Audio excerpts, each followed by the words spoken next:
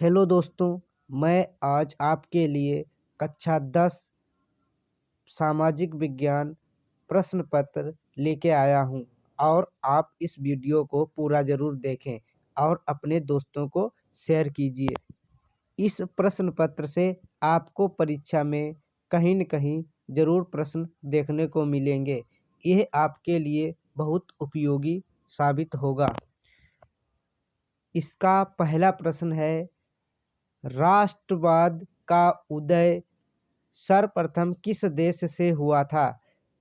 तो इसमें देखेंगे, पहला ऑप्शन है नंबर आ जर्मनी, बा में फ्रांस, सा इटली, द ब्रिटेन। तो हमारा ऑप्शन होगा फ्रांस। कौन सा होगा? फ्रांस। बी ऑप्शन सही हो जाएगा। क्या हो जाएगा हमारा? फ्रांस। हमारा विकल्प क्या हो जाएगा? फ्रांस। अब हम देखेंगे दूसरा प्रश्न।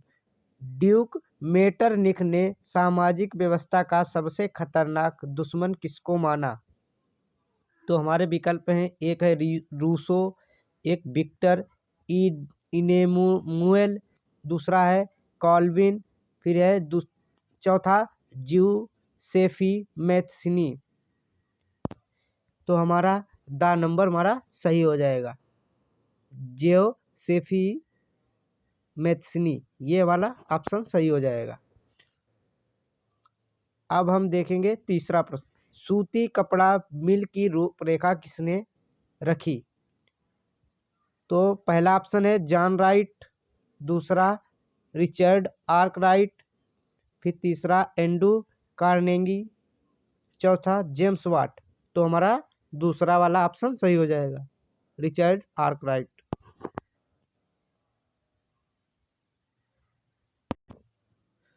चौथा प्रश्न। 1928 से 1934 के बीच भारत में गेहूं की कीमत 50% तक गिर गई। इसका कारण था अंतर्राष्ट्रीय बाजार में कीमतों का गिरना, कीमतों का बढ़ना, कीमतों का स्थिर रहना, उपरोक्त में से कोई नहीं। तो हमारा क्या होगा? कीमतों का गिरना, जिससे क्या हो गई? कीमत क्या हो? गिर गई। यही वाला ऑप्शन हमारा सही हो। अब हम देखेंगे अगला नंबर, पांचवा नंबर। 1448 ईस्वी में गुटेनबर्ग ने कौन सी पहली पुस्तक छापी? तो जेन आयरन, रमोना, हार्टकेटिक डिड, बाइबिल। तो कौन सा हो जाएगा हमारा? डी, मतलब दा वाला, बाइबिल।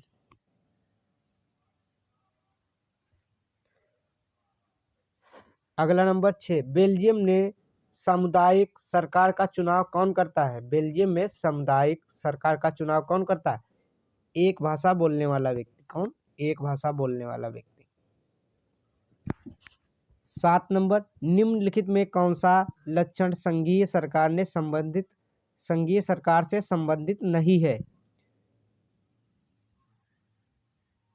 इसमें ऑप्शन देखेंगे, कठोर एवं लिखित संविधान, शक्तियों का केंद्रीयकरण, संघ एवं राज्यों के मध्य शक्तियों का विभाजन, सर्वोच्च न्यायालय। इसमें हमारा ऑप्शन कौन सा हो जाएगा? शक्तियों का केंद्रीयकरण नहीं हो। कौन सा हो जाएगा? इसमें देखो कौन सा हमारा शक्तियों का केंद्रीकरण, ये वाला, यही वाला हो जाएगा, शक्तियों का केंद्रीकरण, बा ऑप्शन।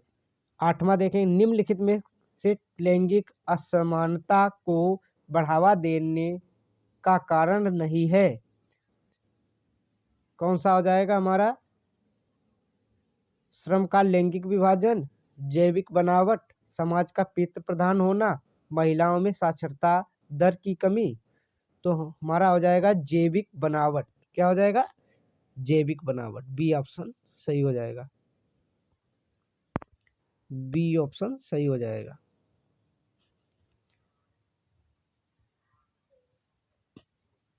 अब हम देखेंगे 9वां प्रश्न।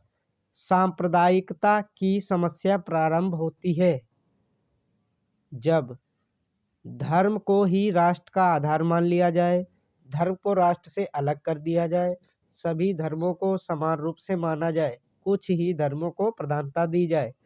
तो इसमें हमारा ऑप्शन हो जाएगा हमारा हो जाएगा कुछ ही धर्मों को प्रधानता दी जाए। द ऑप्शन सही हो जाएगा। अब हम देखेंगे 10वां प्रश्न। निम्नलिखित में से कौन सा संघ सूची का विषय नहीं है? प्रतिरक्षा, मुद्रा, शिक्षा, विदेशी मामले। कौन सा हो जाएगा हमारा? शिक्षा हो जाएगा। कौन सा? शिक्षा हो जाएगा। अब हम 11 नंबर देखेंगे। निम्नलिखित में से पंजाब में भूमि संकुचन का मुख्य कारण क्या है? तो हो जाएगा गहन खेती, अधिक सिंचाई, वनोन्मूलन, अति पशुचारण। तो कौन सा आ जाएगा? अधिक सिंचाई हो जाएगा। कौन सा? अधिक सिंचाई हो जाएगा। अब हम देखेंगे 12वां नंबर। निम्नलिखित को सुमेलित करते हुए सही विकल्प का चयन कीजिए। भाखड़ा नांगल, ये बांध हैं और इधर नदियां हैं। भाखड़ा नांगल कहाँ है? ये हमारा सतलज नदी पे। पहले काका तीसरा नंबर, काका तीसरा वाला नंबर। तो हमारे ये वाला कट गया और दूसरा वाला भी कट गया। दूसरा वाला भी कट गया।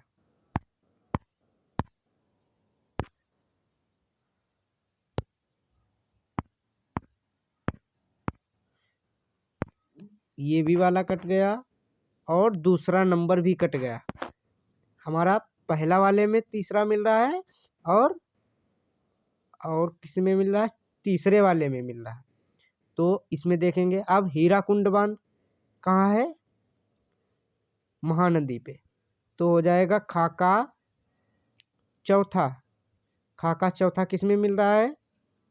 सा में, मतलब सा वाला ऑप्शन हो जाएगा। सा वाला ऑप्शन हमारा सही हो जाएगा। अब हम देखेंगे अगला नंबर 13। निम्नलिखित में से प्राथमिक क्षेत्र का क्रियाकलाप है? मछली पकड़ना, कृषि, गुड़ बनाना, डेयरी। प्राथमिक क्षेत्र में आता है। प्राथमिक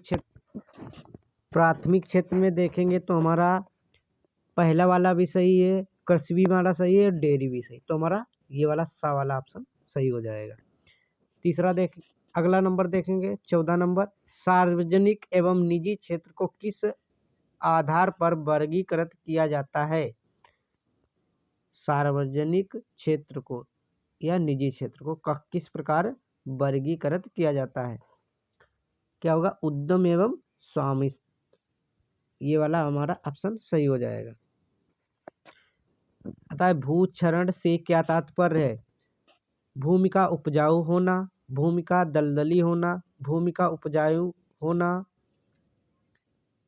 भूमि का योजनाबद्ध होना। क्या होना? भूमि का सॉरी भूमि का अनुपजाऊ होना। आ वाला सही है। फिर आता है 16 नंबर। मगरमच्छ, गैंडा, काला हिरन, भारतीय जंगली गधा प्रणाली किस जाति में आते हैं? सामान्य जाति में, संकटग्रस्त जाति में, आवासही, उपरोक्त सभी। तो हमारा संकट में आते हैं। किसमें? संकटग्रस्त जाति में आते हैं ये। 17 में निम्नलिखित में से कौन सा व्यापार अवरोधकों का लक्षण नहीं है? सरकार विदेश व्यापार को नियमित करने के लिए व्यापार अवरोधकों का प्रयोग कर सकती है। सरकार यह निर्णय ले सकती है कि देश में किस प्रकार की वस्तुओं कितनी मात्रा में आयातित होनी चाहिए। विश्व व्यापार संगठन व्यापार अवरोधकों को बढ़ावा देता है। अधिकतर देश व्यापार अवरोधकों का प्रयोग अपने घरेलू उद्योग की सुरक्षा के लिए करते हैं। तो हमारा ऑप्शन देखेंगे कौन सा हो जाएगा? ऑप्शन हो जाएगा विश्व व्यापार संगठन अवरोधकों को बढ़ावा देना। सा वाला ऑप्शन सही हो जाएगा। भूमिहीन ग्रामीण मजदूरों के लिए सबसे अधिक उपयुक्त विकास का लक्ष्य कौन सा है? उपज का ज्यादा समर्थन मूल्य देना, उनके बच्चों को विदेश में बसाया जाना, अधिक मजदूरी देना, उपयुक्त में से कोई नहीं, तो हमारा क्या अधिक मजदूरी देना उनको हो जाएगा। सा वाला ऑप्शन सही हो जाएगा। कौन सा हो जाएगा? सा वाला ऑप्शन सही हो जाएगा। निम्नलिखित में से कौन सा परंपरागत ऊर्जा का स्रोत नहीं है? परंपरागत का नहीं है तो कोयला, भूतापीय ऊर्जा, आवा दोनों, उपयुक्त में से कोई नहीं, तो हमारा क्या हो जाएगा? परंपरागत वाला स्रोत नहीं है जो क्या है? भूतापीय ऊर्जा। क्या हो जाएगा? भूतापीय ऊर्जा। फिर आता है 20, वैश्वीकरण का बहुराष्ट्रीय कंपनियों के निवेश पर क्या प्रभाव पड़ा? बहुराष्ट्रीय कंपनियों के निवेश में वृद्धि हुई। बहुराष्ट्रीय कंपनियों द्वारा भारत के विदेशी व्यापार के अधिकांश भाग पर नियंत्रण हुआ। बहुराष्ट्रीय कंपनियों के आगमन से लोगों की आर्थिक स्थिति सुदृढ़ हुई। उपयुक्त सभी, तो हमारा क्या हो जाएगा? सभी हो जाएगा। ये इसमें देखो प्रश्न दिए गए हैं। 1928 से 1934 के मध्य होने वाली महामंदी का भारतीय अर्थव्यवस्था पर पड़ने वाले 2 प्रभावों की व्याख्या कीजिए। फिर दूसरा प्रश्न है, सत्ता की साझेदारी लोकतंत्र की आत्मा है, इस कथन की कारण सहित पुष्टि कीजिए। वर्तमान में परिप्रेक्ष्य से जाति में राजनीति एवं राजनीति में जाति कथन की व्याख्या कीजिए। ये प्रश्न है हमारे। और देखेंगे ये 5वां प्रश्न भी है, महात्मा गांधी ने असहयोग आंदोलन क्यों चलाया? किन्हीं 2 कारणों को लिखिए। इसे उन्होंने स्थगित क्यों कर दिया? फिर सत्याग्रह का भी प्रश्न है। ये वाले हमारे लिए बहुत ही इम्पोर्टेंट प्रश्न हैं। एक मृदा अपरदन है और असंगठित क्षेत्र के श्रमिक सामाजिक भेदभाव के शिकार हैं। इसके 3 कारण लिखिए। ये भी हमारे लिए बहुत ही इम्पोर्टेंट है। अगला देखेंगे, अब आता है मानचित्र वाला हमारा। ये देखो इसमें क्या होगा? एक तो अगर तुमको उसमें भरना आएगा, अगर भर देते हो तो उसका भरने का आधा नंबर मिलता है मानचित्र में, और उसका नाम लिखने से उसका आधा नंबर। दोनों काम करते तो हमारा 1 नंबर 1 का हो जाता है। तो इसमें देखेंगे, वह नगर जहां जलियांवाला बाग हत्याकांड हुआ, तो कहाँ हुआ था? अमृतसर में हुआ था। कहाँ हुआ था? अमृतसर में हुआ था। वह स्थान जहां गांधी जी ने सर्वप्रथम नमक बनाया, कहाँ था? डांडी। कहाँ? डांडी स्थान। वह स्थान जहां नील की खेती करने वाले किसानों ने आंदोलन किया। नील की खेती वाला चंपारण हो जाएगा। कौन सा? चंपारण। वह स्थान जहां सूती मिल श्रमिकों ने सत्याग्रह किया, कहाँ? अहमदाबाद। कहाँ हो जाएगा? अहमदाबाद, गुजरात। वह स्थान जहां दिसंबर 1920 में भारतीय राष्ट्रीय कांग्रेस का अधिवेशन हुआ, नागपुर में। कहाँ हुआ? नागपुर। अब हम देखेंगे इसमें निर्देश दिए। ये अब हम देखेंगे कौन सा इतिहास का हो गया हमारा, ये हमारा भूगोल का हो गया। देखेंगे पश्चिम बंगाल का, ये वाला ऑप्शन हो जाएगा पश्चिम बंगाल का। हमारा पश्चिम बंगाल का एक उद्यान चिन्ह इस चिन्ह द्वारा दर्शाना है। तो पश्चिम बंगाल का है सुंदरवन। सुंदरवन डेल्टा बहुत प्रसिद्ध है। नर्मदा नदी पर बना बांध कौन सा है? सरदार सरोवर बांध। कौन सा है? सरदार सरोवर बांध। महानदी को इस चिन्ह द्वारा दर्शाना है।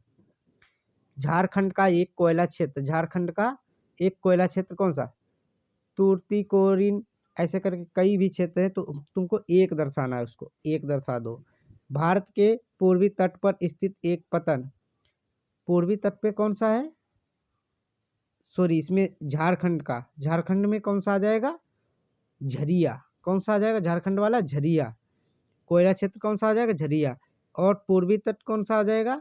तूतीकोरिन। ये क्या है? बंदरगाह है। तूतीकोरिन क्या आ जाएगा? बंदरगाह। तो हमारा ये कंप्लीट हुआ।